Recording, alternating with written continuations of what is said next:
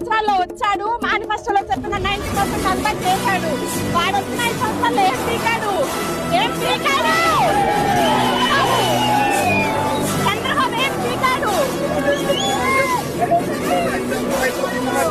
ఎవరికిచ్చాడు? ఎవరికిచ్చాడు? ఎవరికి ఇవ్వలేదు.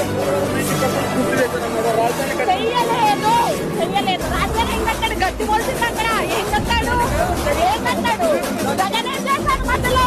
అవకు సాకులు అంతే. వాడేం పీకలేడు. వచ్చినా వాడి చరిత్ర అయిపోయింది. టీడీపీ ఇంకా రాదు.